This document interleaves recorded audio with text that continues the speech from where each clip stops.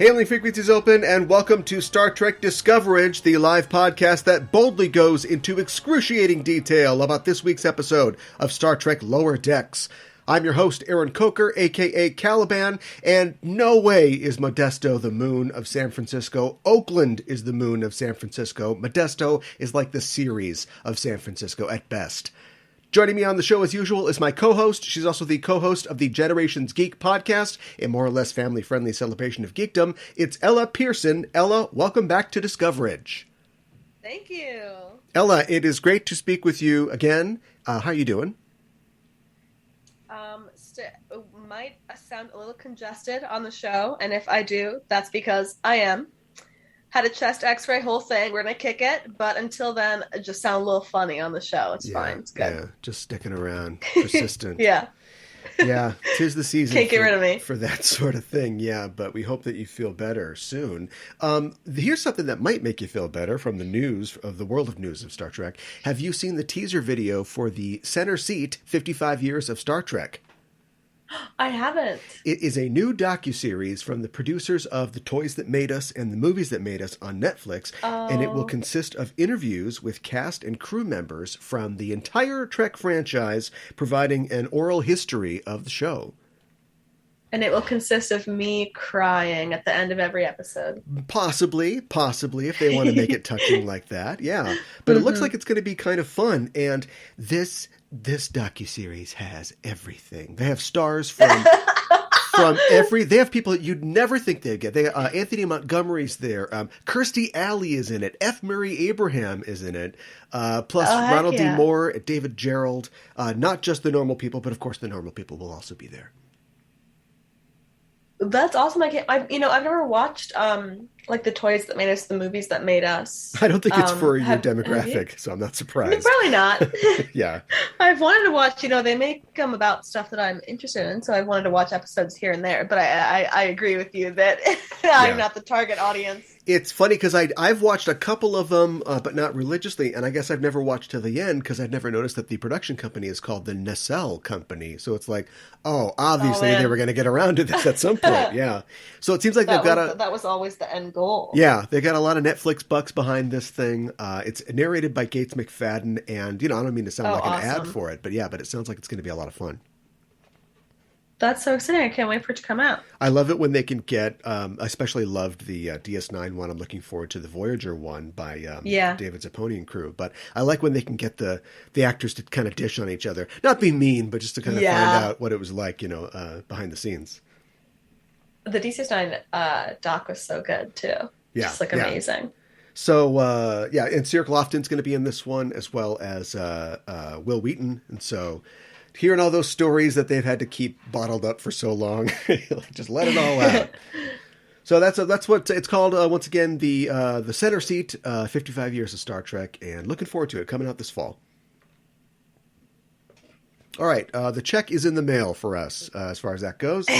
But let's sponsored by. Yes, but let's get to our topic for tonight. It's the 9th episode that we've just seen of the 2nd season of Lower Decks. It's an episode called Wej Duj, and we're here to talk all about it. But first, as always, a warning: we're setting a course for the spoiler zone listeners, so be warned. We're glad you decided to join us, but if you haven't seen the episode, spoilers are incoming. The official synopsis for Wej Duj is Boimler tries to find a bridge buddy while the USS Cerritos crew has downtime during a long warp trip. The episode was written by Catherine Lin. Lin is an executive story editor on the 2nd season of the show. This is her first Trek credit. And the episode was directed by Bob Suarez, who we've talked about before on the show. He most recently directed The Spy Humongous and We'll Always Have Tom Paris. No start date for this episode. I did want to talk about a little bit of trivia, some facts for the episode. The title, Wej Duj, of course, is Klingon for 3 ships. Which maybe should have been 5 ships, but I don't have the translation for that if you've seen the episode. Also, this is the first Star Trek episode to begin with a lowercase letter, and it's the first to have its on-screen title card be in a non-Latin alphabet. It is not. Wow. It's not the first one to contain Klingon language. Looking for Parmak in all the wrong places, of course, from DS9, and maybe another one. That's the one I immediately came to mind. The Tamarian phrase that's used in the episode when Boimler is giving a drink to Kayshawn, he says, Kim Arndt, her head cloudy. It's likely that's a reference to Lower Decks frequent director Kim Arndt. Also, the scene that we see, skipping to the end already, at the Borg cube at the end, if it's said at the same time as the episode, is the first on-screen portrayal of a Borg cube that we see since the finale of Voyager Endgame. We, of course, see the Borg much later in Picard, but this is the first sort of contemporary look at the Borg. So the Borg still out there, still doing their thing. Still plugged in. They're all still plugged in, exactly, and on regeneration cycle. Robin Atkin Downs plays Tog in this episode. Rich Fulcher returns as Rebner and some of the other pack leads. Mark Evan Jackson's also back, amongst many of the other sort of reoccurring Lower Decks guests. Nolan North does several voices. What did you think about wej Duj? I really liked it. I thought it was so funny to bounce between the ships. I can't believe we haven't done that before. Yeah, it's something that was a unique take, especially on Lower Decks. I'm trying to think. Yeah, I thought it was like so smart and entertaining. Most like Star Trek episodes, or at least some do jump between different settings. If we've got a crew on the planet or a crew on a different ship, but it's kind of a first for Lower Decks. I did not really enjoy this episode. You know how like every week we say, "Oh, this is the best episode that's come out yet." I think that this was a step too far for the show. I think it was. I think it was too ambitious. I think that it was. They tried a lot. I mean, it's. I have to commend the show for trying to do something involved like this, but taking us to like as soon as I realized what they were doing, we were like, oh, it's a Klingon ship. Oh, it's a Vulcan ship. I was like, my heart sank because I was like, no, I don't care about this other Klingons. I don't care about the Vulcans. Yeah. We're never going to see them again. I just wish that they had stuck with the Cerritos crew. That being said, though, a lot of the later episodes in a season, the ones that come, in the sort of back nine order, are often kind of weird scripts that either hit it out of the park. I think I don't want to be quoted on it, but I think the Inner Light was a back nine script. And then there's ones that are like just like Emergence was a back nine script. Like ones that are like, why did you make this? Everybody's going to forget this. The one where Picard has a secret son or whatever. Yeah. So yeah, for me, this was like a huge swing that did not connect as far as I felt. I was surprised when it cut to the Klingon ship. I was like, oh my god, they're going to do a whole Lower Decks, but on the Klingon ship. Like I was like, this is going to be the whole episode. And I was just on the Klingon ship. Cut away. Yeah. I was surprised when it cut away, and I was like, oh, we're gonna cut. I was like, oh, so it's going to be everywhere. And then we cut back, so I was like, oh, they are doing a lot. Yeah. But yeah, they were so committed to it that I wonder if it. One of my problems is like, so we've talked about this week after week on the show, but like the show is like, it's a funny show. No, it's like a Star Trek adventure cartoon, like animated series. And it tries to do both. And often it succeeds at both, but I think just as often it hamstrings itself by doing both not as good as it should. And this almost felt like a backdoor pilot for like a Klingon / Vulcan series. It almost seemed like they were like, hey, you know what, maybe we could do a Klingon thing, or what's it like on a Vulcan ship? And like when it comes down to it, I just felt like the plots were kind of predictable. He's going to try to get to be the captain's, the number one guy, and then he realizes that the captain is not somebody he wants to follow.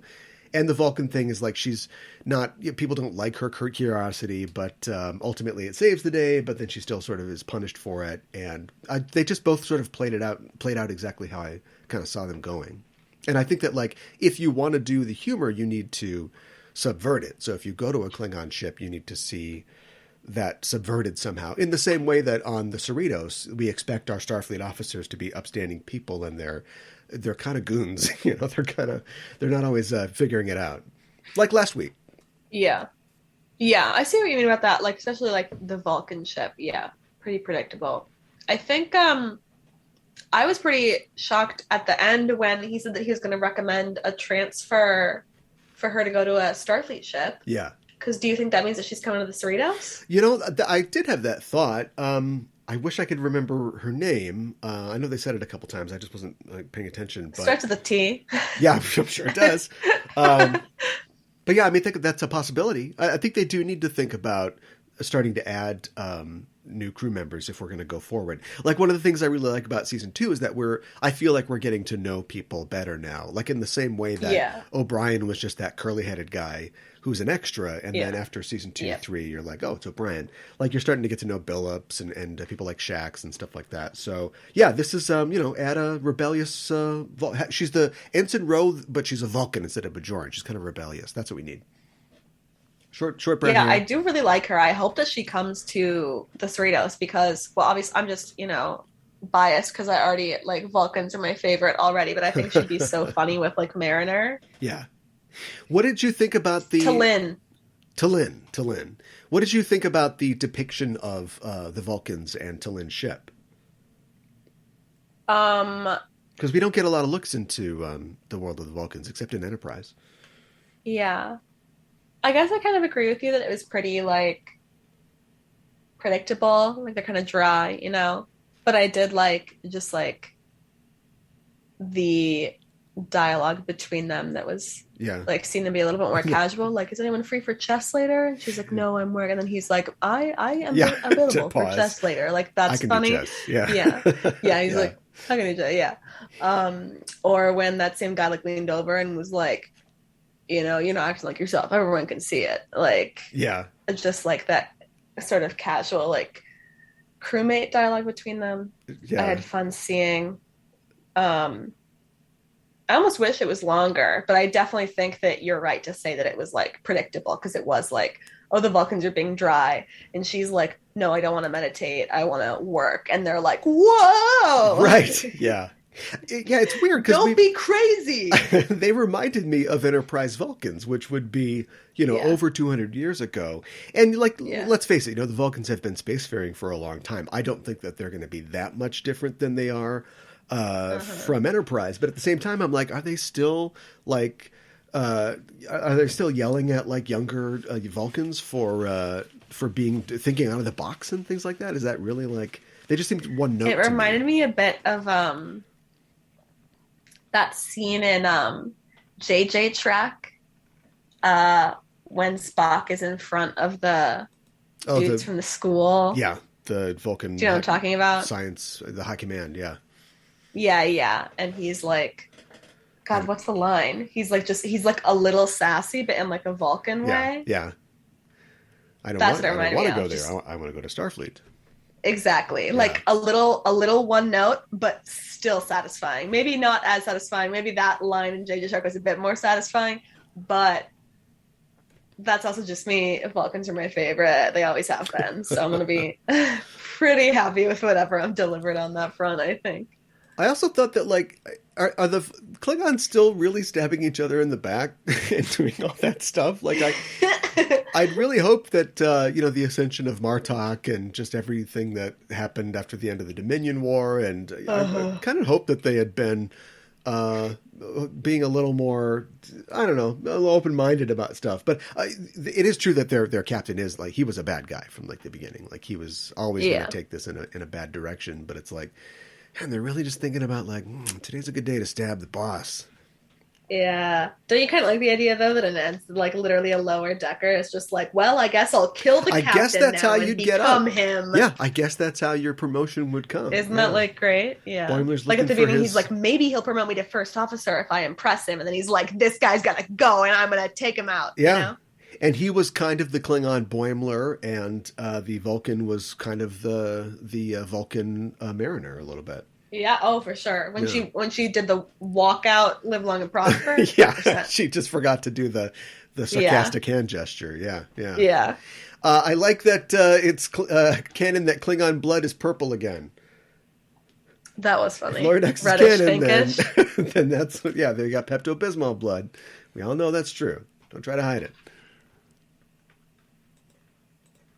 What did you think of the other ships? Did you think? I mean, I know you said it was predictable, but were there parts that you were satisfied by? Most of the Cerritos stuff was was just all on the nose, or not on the nose. That's a negative thing. Was acceptable, I thought, for acceptable. Okay. For Cerritos' action.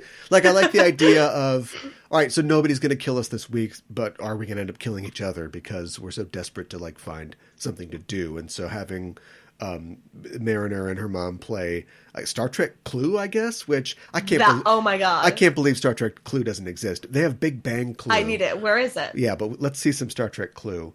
And then of course, like, specificity is one of the keys to comedy, and I like the idea of Boimler getting involved in this situation where he's in this group of people and he has to pretend that he's from Hawaii, and then of course, the twist is none of them are from Hawaii, but then the other twist is they're all from moons, and so he's outside of the group still. It's like, that's a good construction. That was really funny. And they're like, what kind of plantation were you from? Pineapple, coffee? It's like, both. Ooh, oh, that's really tropical. At the very end, when he's like, so you all pretend you were from Hawaii? That's pretty culturally insensitive, yeah, man. Right. Yeah. I thought he was part of the Ohana. Yeah. What else? It's the three separate stories makes it like... I don't know. It makes it like harder to talk about. There's no real like, through line. I think that, I hope that, so next week's the finale, which we'll talk about next week. And I hope that we don't I can't imagine what it's going to be about other than, what we've speculated on, it being about, the two Boimlers. But I hope it's not the, Packlets again. Do you think it's going to be, like T'Lyn coming to the ship? Ooh, that would be a really quick payoff, but yeah, I could see it happening, I suppose. Yeah, what if T'Lyn comes and she's like way better than them, and Boimler's like, oh my god. I'm so, what if he's like, oh god, now she's going to get all the promotions ahead of us, she's way better than us. Right. And, and Mariner's not really happy about it either. I don't see Mariner and her getting along super well. No, not really. Really well. Yeah. Did the Klingon captain kick his dog? It's like, okay, that guy's. The dark. They're kind of so they set you up with like, okay, so we understand that the Klingon society is different. We want to accept their society, and murder in some cases is okay in their society. So we really should be okay with our hero on that ship like killing his captain, but like just to pin it down, like he kicks his dog, like before the guy stabs him, and it's like, okay, well then. I mean, the dog was grabbing him, right? So it was like a little bit of self-defense, but also like the dog grabbed him because like, yeah, that's he needed to go down. The opposite of saving the cat is kicking the dog. Yeah, so that guy's got to go. And then there was, this is, I hate it when they do jokes like this, but. The very end it's the first time we've ever had images over the credits. We cut to a Borg ship, and what's their lower decks people doing? They're just like recharging. And it's like, that's the joke. It's like, yeah, but what would the subversion of that be? What if the Borg are doing tedious tasks? They're like gambling. That they don't. They're like drinking. Yeah, sure, they could be doing that, but like doing tedious tasks that they don't like, and how do Borg react to that? In like The Hobbit, when it not Peter Jackson's version, but The Hobbit in general, and it like cuts to the elves, and they're so like magical all the time, and it cuts them like literally like lower decks elves, and they're just like getting drunk, losing their keys. Yeah, right. Yeah, the Hobbit elves are different than the Lorien elves, I guess. Yeah. The Mirkwood elves are just like getting wasted. Yeah, I got so hammered on mead last night. Yeah, dude, this wine is crazy. Oh man, I'm drinking dewdrops. Woo! What would the Borg drink? Just like oil? I guess. They don't. How do you get a Borg drunk? Yeah, bad oil, or is this? What got Data? What got Data a little silly goofy? The magnets? Psi 2000 virus? Yeah, magnets. Yeah. Yeah. Oh boy. The Borg like take off their like eye like things, and they're like, everything's spinning. Whoa, my hand looks weird. It's like a kaleidoscope. This is insane. Oh man, I gotta report to my robot shift early in the morning. Dude, the queen is not going to be happy Sure, with the me. queen's coming back. Okay, that's what I wanted. That's what you want, to just them getting drunk and then being like, the queen's coming. Yeah. Come on, everybody, hide. That would have been funny. Put your eyes back on. Dude, run, hide. He's got his like Get those elves out of here. He's got his eye thing on upside down. They're pretending to be plugged in the side of the hallway as she walks by. All right. Well, if we don't see this next season, then come on, guys. Come on. Well, if we see it next season, then we know where to send, we know where they should send our paychecks. Have they dressed up like somebody else yet? Or do you think they're trying to stay away from that? You know, like in Star Trek, it's always like, oh, just make me like a dark-skinned Vulcan. That's fine. Nobody ever goes like, should we be doing this? That's fine. That's chill. Should we be doing this? I want to see an episode where, because Boimler did go to Romulus for the Veritas last year. Yeah. To steal the, or no, what was that? That was Rutherford, to steal the bird of prey. But yeah, I want to see them like deal with the sort of uncomfortable implications of them becoming different races and stuff. Just like Boimler being like, that's so culturally insensitive. I don't know about this. Yeah. we aren't Hawaiian, you guys. Pretend we're Hawaiian. Dude, we're not take from these Hawaii. layers off. Oh, man. Well, I think we did. I had oh, go ahead. My, this is my choir director, my freshman year of college. Okay. White Midwestern man, obsessed with Hawaii. We sung a song in Hawaiian. He always said Hawaii. He would correct us. Yeah. Yeah. If we said Hawaii, he'd say Hawaii. He'd say Hawaii. And I was like, okay, bestie. Yeah. Feeling iffy here. Hear the apostrophe. Yeah. Yeah. Okay. Well, whatever makes you happy, I guess. He'd been to Hawaii, right? The saddest thing would be if he had not been there, but he was just... He had been, he had been multiple times. Right. He was one of those. That's colonizer, general. Yeah, right, of course. Anyways, thought that was going to be a little more funny than it was. Got a little dark. That's okay. No, thanks for sharing that on this podcast. Anything else related to wej Duj, the episode that you can think of? I don't think so. I mean, even though I enjoyed it, I respect, that it wasn't your jam, because it was, just like I said, I agree with you. It was very predictable, a little straightforward, but I liked it. Yeah. I did know, however, right away that I was not going to come on and say, this is my new favorite episode. Yeah. And I respect that you liked it. Like, I think that it was very ambitious, and I think that it is exciting to see, one of the things that Lower Decks does is it's like, well, it's kind of like a riff on TNG or just, characters being on a Starfleet ship, but can we show other stuff? And yeah, they can. They showed us a Vulcan ship and a Klingon ship and a Borg ship. So yeah, I think that's really great that they're stretching their legs. I do wish that the Borg had just been getting a little silly goofy in the basement of the ship. Yeah. Or can you imagine if they were like holding magnets up to each other's heads? You got to follow a pattern though. So like one of the Borg has to be the hero Borg who's like, I feel like efficiency is overrated. It's like, oh no, you must be reprogrammed. No, listen. He's like, do we really need another human to join the collective, you guys? Yeah. Don't we have enough of that rattling around up here already? Our collective is full. We need a Hawaiian in our collective. He's like, don't you guys wish we just had somebody a little more fun? Like, we don't need somebody else from San Francisco. Right. Yeah.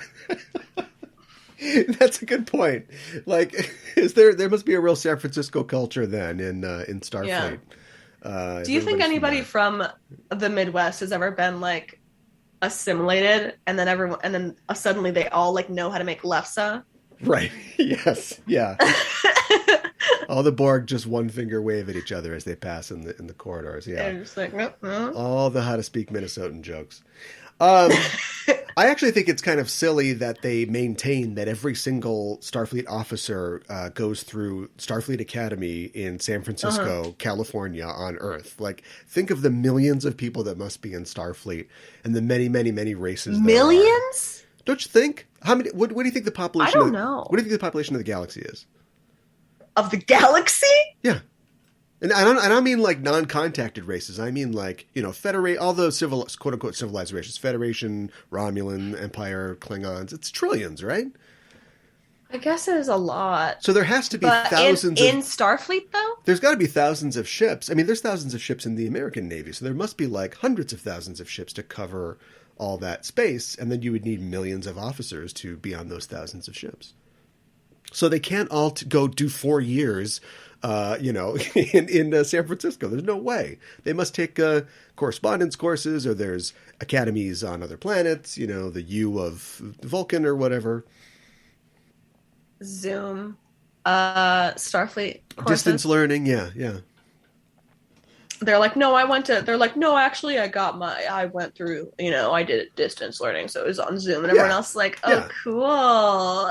And if you're, it still works, because if you're Wesley, you're a legacy and everything, and so, you're going to get to go to San Francisco, but there's no way that, like, Worf or whoever got to go to, no, forget about it. That's what I think. It's not important. I've got many more rants like that on my podcast if you want to hear that, though. We'll get to that in a second. Let's say for right now that's it for this week. Thanks for listening. And if you like what you hear, you can follow us on Facebook and Twitter at EISTPOD for updates and to get notified when new episodes of both Enterprising Individuals and Discoverage, this show, get released. And you can tweet to us on the show by using the hashtag Discoverage, or email us at eistpod@gmail.com. And while you're on the internet, why not go to your listening platform of choice and subscribe to our show feed and give us a rating and a review, because it really helps us out. If you want to help the show grow, stop by our Patreon page at patreon.com/EISTpod. And as always, if you like the show, tell a friend. Discoverage will return next week on October 14th for the 10th and final episode of Season 2 of Star Trek Lower Decks. And we don't know the title again. There's a pattern now. They come out next Mondays. So check for that title then. But we'll be here on Thursday to cover the episode. We'll be going live once again at 8 p.m. Central, so join us then. You can follow us on Twitter or Facebook at EISTpod to get notified when we're live and broadcasting. In the meantime, check out our main show at Enterprising Individuals at enterprisingindividuals.com. Every Wednesday on the show, I and a special guest discuss in excruciating detail a selected episode from a Star Trek series. We also have news from the Trek sphere and interviews with special guests. Our latest episode just dropped, and on it I'm joined once again by Thad Haight, former Discoverage guest and host of the podcast License to Spiel, to talk about the Enterprise episode North Star, aka the cowboy one that has nothing to do with Firefly, you guys. I don't know what you're talking about, but it is also totally about racial discrimination. And you can hear that episode at enterprisingindividuals.com or wherever you get your podcasts. Ella, thanks as always for joining me to talk about tonight's episode of Lower Decks. Remind people where they can find you online. My home podcast is called Generations Geek, so you can find us wherever you listen to podcasts and on social media too. Yeah, go check that out. You can also find me at KA1IBAN on Twitter. You can find all the shows on the Just Enough Trope Network at Just Enough Trope on Twitter. And that is it for us. Thanks for listening. We're signing off. This is Aaron for Ella saying live long and prosper.